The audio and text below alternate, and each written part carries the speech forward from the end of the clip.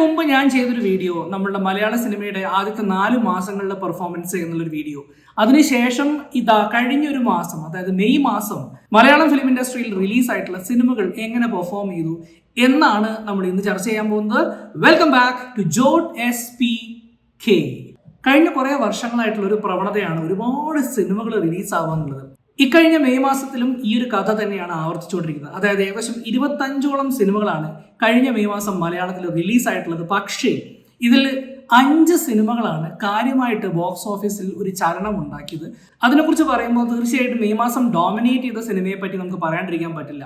കഴിഞ്ഞ ഒരു ഏകദേശം 10-30 ദിവസമായിട്ട് മലയാള സിനിമ, അല്ലെങ്കിൽ ഈവൻ സൗത്ത് ഇന്ത്യൻ സിനിമയിലെ തന്നെ ഏറ്റവും വലിയ ടോക്ക് ഓഫ് ദ ടൗൺ ആയി മാറിയ ഒരു സിനിമ എന്ന് പറയുന്നത് തീർച്ചയായും തുടരുമാണ്. തരുൺ മൂർത്തിയുടെ സിനിമ ഇപ്പം ഇന്നലെ OTT-യിലും കൂടെ റിലീസായിട്ടുണ്ട്. തരുൺ മൂർത്തി സംവിധാനം ചെയ്ത തുടരും എന്ന് പറഞ്ഞ സിനിമ 28 കോടി രൂപയുടെ ബജറ്റിലാണ് അവർ നിർമ്മിച്ചിരിക്കുന്നത്. ആ സിനിമ ബോക്സ് ഓഫീസ് കളക്ഷനിൽ നിന്ന് മാത്രം നേടിയിരിക്കുന്നത് 234 കോടി 32 ലക്ഷം രൂപയാണ്. ഇനിയിപ്പോൾ നമ്മൾ മെയ് മാസത്തിലെ സിനിമകളുടെ കണക്കെടുത്ത് നോക്കുകയാണെങ്കിൽ ഞാൻ 5 സിനിമകളുടെ കണക്കാണ് ഇവിടെ നിങ്ങളോട് പറയുന്നത്. ഇതിൽ 4 സിനിമകൾ താരതമ്യേന ബോക്സ് ഓഫീസിൽ നല്ല രീതിയിൽ പെർഫോം ചെയ്ത സിനിമകളാണെങ്കിൽ ഒരു സിനിമ അത്യാവശ്യം പ്രതീക്ഷ ഉണർത്തിയ ഒരു സിനിമയായിട്ട് കൂടി പരാജയപ്പെട്ട ഒരു സിനിമയാണ്. ഏറ്റവും ബെറ്റർ സക്സസ് റേറ്റ് പുലർത്തിയിട്ടുള്ള ഒരു സിനിമ എന്ന് പറയുന്നത് ദിലീപ് നായകനായിട്ട് അഭിനയിച്ച പ്രിൻസ് ആൻഡ് ഫാമിലി എന്നുള്ള സിനിമയാണ്. ആ സിനിമയുടെ ബോക്സ് ഓഫീസ് നമ്മൾ നോക്കുകയാണെങ്കിൽ മെയ് 30 വരെയുള്ള കണക്ക് പ്രകാരം 23 കോടി 25 ലക്ഷം രൂപയാണ് ആ സിനിമ കളക്ട് ചെയ്തിരിക്കുന്നത്. ഈ സിനിമയുടെ ബജറ്റ് എന്ന് പറയുന്നത് താരതമ്യേന ഒരു ചെറിയ ബജറ്റാണ്. 8 കോടി രൂപയിലാണ് ഈ സിനിമ നിർമ്മിച്ചിരിക്കുന്നതെന്നാണ് ഇതിന്റെ വിവരങ്ങൾ അന്വേഷിച്ചപ്പോൾ അറിയാൻ കഴിഞ്ഞത്. അപ്പൊ അങ്ങനെ നോക്കുകയാണെങ്കിൽ തീർച്ചയായിട്ടും പ്രിൻസ് ആൻഡ് ഫാമിലി ഒരു സൂപ്പർ ഹിറ്റ് സ്റ്റേറ്റസിലേക്ക് പോയിട്ടുണ്ട് എന്ന് തന്നെയാണ് നമുക്ക് മനസ്സിലാക്കാൻ കഴിയുന്നത്. മെയ് മാസം ഇറങ്ങിയ മറ്റൊരു പ്രമുഖ സിനിമയായിരുന്നു സർക്കിട്ട്. സർക്കിട്ടിന്റെ കാര്യത്തിൽ നമ്മൾക്ക് കുറച്ച് നിരാശയുണ്ട്. കാരണം അത്യാവശ്യം നല്ല ഒരു അഭിപ്രായം നേടിയ സിനിമയായിട്ട് പോലും ബോക്സ് ഓഫീസിൽ കാര്യമായിട്ടുള്ള ചലനങ്ങൾ ഉണ്ടാക്കാൻ സാധിക്കാത്ത ഒരു പരാജയ സിനിമയായിട്ടാണ് സർക്കിട്ട് മാറിയിട്ടുള്ളത്. 4 കോടി രൂപയുടെ ബജറ്റിൽ നിർമ്മിച്ച ആ സിനിമ ബോക്സ് ഓഫീസിൽ നിന്ന് റിക്കവർ ചെയ്തത് 2 കോടി 73 ലക്ഷം രൂപയാണ്. ഒരു ക്ലിയർ ഫ്ലോപ്പാണ് സർക്കിട്ട് എന്ന് പറഞ്ഞ cinema.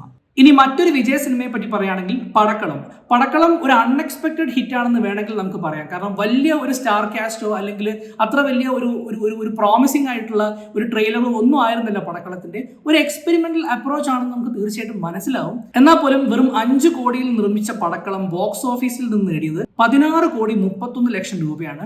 That means this film Padakkalam is also a super duper hit. ഇനി ഇപ്പോഴും ബോക്സ് ഓഫീസിൽ അത്യാവശ്യം നല്ല രീതിയിൽ ഓടിക്കൊണ്ടിരിക്കുന്ന 2 സിനിമകളെ പറ്റിയിട്ടാണ്. ആദ്യം പറയാൻ പോകുന്നത് ടൊവിനോ തോമസ് നായകനായിട്ടുള്ള നരിവേട്ടയെ പറ്റിയിട്ടാണ്. നരിവേട്ട തീർച്ചയായിട്ടും സിനിമ റിലീസായതിനു ശേഷം വളരെ നല്ല ഒരു അഭിപ്രായം നേടുകയും നല്ല രീതിയിൽ മുമ്പോട്ട് പോയിക്കൊണ്ടിരിക്കുകയും ചെയ്യുന്ന ഒരു സിനിമയാണ്. ഇന്നലത്തെ കണക്കുകൾ, അതായത് മെയ് മാസം 30-ാം തീയതി വരെയുള്ള കണക്കുകൾ നോക്കുകയാണെങ്കിൽ ഏകദേശം 17 കോടി രൂപ 17.5 കോടി രൂപയാണ് നരിവേട്ട ബോക്സ് ഓഫീസിൽ നിന്ന് നേടിയിട്ടുള്ളത്. ഈ ഒരു സിനിമയുടെ ബജറ്റ് ഏകദേശം 10 കോടിക്ക് അടുത്ത് ആണെന്നാണ് നമുക്ക് വിവരങ്ങൾ കിട്ടിയിട്ടുള്ളത്. അങ്ങനെ നോക്കുകയാണെങ്കിൽ തീർച്ചയായും ഓൾറെഡി നരിവേട്ട ഒരു സക്സസ്ഫുൾ ഫിലിം ആയി കഴിഞ്ഞു എന്നുള്ളത് നമുക്ക് മനസ്സിലാക്കാൻ പറ്റും. ഈ സക്സസ് എവിടം വരെ എത്തും എന്നുള്ളതിനെ കുറിച്ച് നമുക്കിപ്പോൾ പറയാൻ പറ്റില്ല. എന്നാലും ഏകദേശം ഒരു 25 കോടി രൂപയുടെ മുകളിൽ ഒരു കളക്ഷൻ ഈ സിനിമ നേടാൻ സാധ്യതയുണ്ട് എന്നാണ് ഇപ്പോഴത്തെ ട്രാക്കിംഗ് വെച്ചിട്ട് നമുക്ക് പറയാൻ പറ്റുന്നത്. ഇനി മറ്റൊരു സിനിമ ഒരു അൺഎക്സ്പെക്ടഡ് ഹിറ്റ് തന്നെയാണ്. തീർച്ചയായിട്ടും പല ഫിലിം റിവ്യൂവേഴ്സിന്റെയും ഭാഷയിൽ പറയുകയാണെങ്കിൽ പ്രമുഖ ഗുണ്ട് നിർമ്മാതാവ് എന്നൊക്കെയാണ് നമ്മൾ ധ്യാൻ ശ്രീനിവാസനെ സാധാരണ പറയാറുള്ളത്.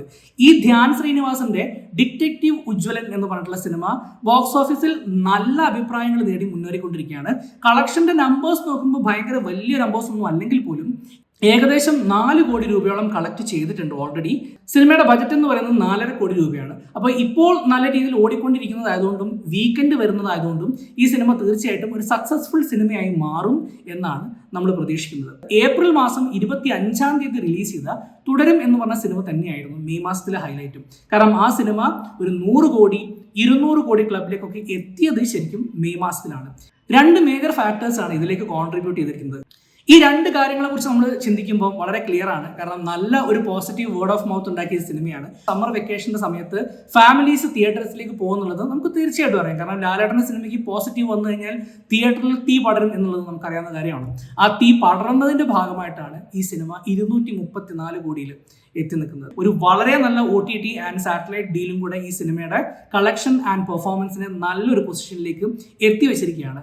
ആ ഒരു പൊസിഷനിലേക്ക് ഇനി വരാൻ സാധ്യതയുള്ള സിനിമകൾ അടുത്ത് ഈ ഒരു ഇൻഡസ്ട്രിയിൽ വരാൻ സാധ്യതയുണ്ടോ എന്ന് ചോദിച്ചു കഴിഞ്ഞാൽ എനിക്കതിനെക്കുറിച്ച് പ്രെഡിക്റ്റ് ചെയ്യാൻ പറ്റില്ല. പക്ഷേ ഇനി ഒരു പക്ഷേ ഈ ഒരു ലെവലിൽ നിന്ന് ഒരു മുകളിലേക്ക് സഞ്ചരിക്കണമെങ്കിൽ മോഹൻലാലിന് തന്നെ ഏതെങ്കിലും ഒരു സിനിമ തന്നെ വരേണ്ടി വരും എന്നാണ്. ബോക്സ് ഓഫീസ് പൊട്ടൻഷ്യലിന്റെ കാര്യത്തിൽ ആളുകളെ തിയേറ്ററിലേക്ക് എത്തിക്കുന്ന ആ ഒരു ഘടകത്തിന്റെ കാര്യത്തിൽ മോഹൻലാലിനുള്ള പൊട്ടൻഷ്യൽ മലയാള സിനിമയിൽ വേറെ ഒരാൾക്കുമില്ല എന്നുള്ളത് നമുക്ക് നന്നായിട്ട് അറിയുന്ന കാര്യമാണ്. ഇനി ഒരു ചെറിയൊരു കാര്യം പറയാനുണ്ട്. എൻ്റെ കഴിഞ്ഞ കുറച്ച് വീഡിയോസ് നിങ്ങൾ കാണുവാണെങ്കിൽ അതിനടിയിൽ കമൻറ്റ് ചെയ്യുന്ന കുറച്ച് ആളുകളുണ്ട്. അതിൽ ഒരു പ്രത്യേക പേരുകാരനെ ഞാൻ നോട്ട് ചെയ്ത് വെച്ചിട്ടുണ്ട്. അദ്ദേഹത്തിൻ്റെ പേര് ഗൗതം എന്നാണ്.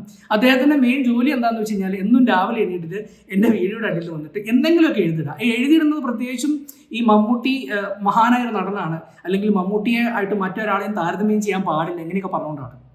ഞാനതിനൊരു ചെറിയ മറുപടിയും കൊടുത്തിട്ടുണ്ട്. ആ മറുപടി കുറച്ച് കൂടിപ്പോയെന്ന് നിങ്ങൾക്ക് തോന്നുവാണെങ്കിൽ I'm sorry for that. But പറയാനുള്ള കാര്യം എന്താണെന്ന് വെച്ച് കഴിഞ്ഞാൽ മമ്മൂട്ടി ഒരു മഹാനടനാണ് എന്നുള്ള കാര്യത്തിൽ ഇവിടെ യാതൊരു ആർഗ്യുമെൻറ്റോ അല്ലെങ്കിൽ യാതൊരു അഭിപ്രായ വ്യത്യാസം ആർക്കുമില്ല. നമ്മൾ പറയുന്ന കാര്യങ്ങൾ ഫാക്ട്സ് വെച്ച് നോക്കുമ്പോൾ, അല്ലെങ്കിൽ ഒരു തിയേറ്ററിക്കൽ സക്സസ് റേറ്റ് ഒക്കെ കമ്പയർ ചെയ്ത് നോക്കുമ്പോൾ, നമ്പേഴ്സ് വെച്ച് നോക്കുമ്പോൾ തീർച്ചയായിട്ടും നമുക്ക് വളരെ ക്ലിയർ കട്ടായിട്ട് അറിയുന്നൊരു കാര്യം ഞാൻ എങ്ങനെ പറയാതിരിക്കും.